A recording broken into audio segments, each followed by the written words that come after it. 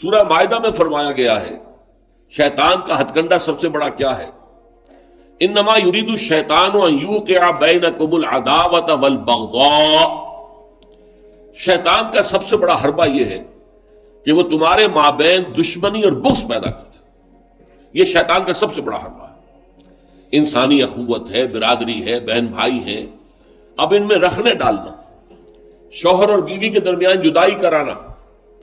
یہ آتا ہے ایک حدیث کے اندر بھی کہ ایک دفعہ شیطان جو ہے اس کے بہت سے کارندے اس کے ساتھ جمع تھے، ہر ایک اپنی کارگزاریاں بتا رہا تھا، میں یہ کر کے آیا ہوں، میں یہ کر کے آیا ہوں۔ تو ایک نے کہا میں شوہر اور بیوی کے درمیان ناچاقی پیدا کر کے آ گیا ہوں۔ تو شیطان نے اسے شاباش دی کہ تم نے سب سے اچھا کام کیا۔ اس کی وجہ یہ کہ اس سے پورا خاندانی نظام مختل ہو جائے،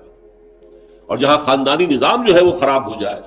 تو پھر اس معاشرے کے تباہ اور برباد ہونے میں زیادہ دیر نہیں لگتی۔ تو یہ در حقیقت شیطان کا جو حربہ ہے،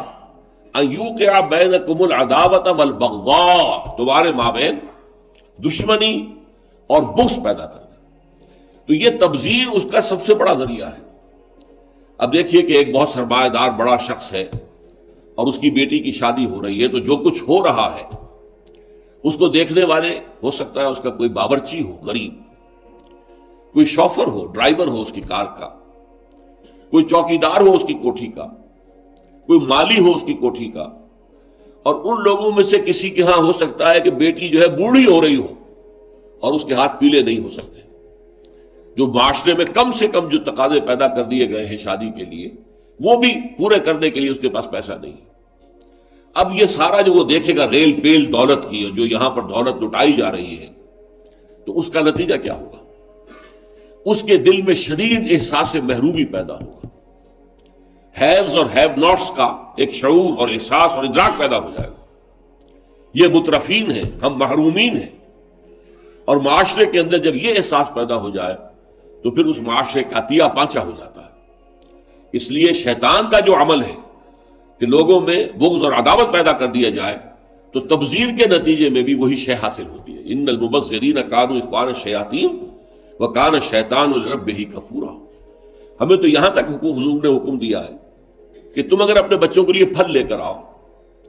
تو یا تو پڑوس کے بھی بچوں کے لیے وہ پھل بھیجو ان کے گھر کے اندر، اور یہاں اگر تمہارے پاس اتنی ہی صرف مقدرت تھی کہ اپنے بچوں کے لیے کچھ لے آئے ہو، اس سے زیادہ کا امکان ہی نہیں تھا، تو یہ ضرور اہتمام کرو کہ ان کے چھلکے یا ان کی گٹھلیاں، آم آئے ہیں گھر میں تو آم کے چھلکے اور گٹھلیاں تو اپنے دروازے کے باہر نہ ڈالنا۔ تمہارے پڑوسی کے بچے دیکھیں گے کہ ان کے گھر میں آج آم آئے، انہوں نے آج آم کھائے اور ہمیں یہ میسر نہیں ہے، تو وہ احساس محرومی کا داغ ان کے اندر جو پیدا ہوگا وہ دلوں کو پھاڑ دینے والا ہے۔ یہ اور ہیں، ہم اور ہیں،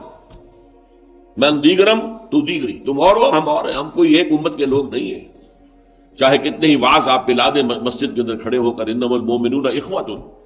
لیکن جب یہ شکل ان کے مشاہدے میں آتی ہے تو وہ کبھی ماننے کو تیار نہیں ہوتے کہ یہ گھر والا جو ہے یہ بھی میرا بھائی ہے۔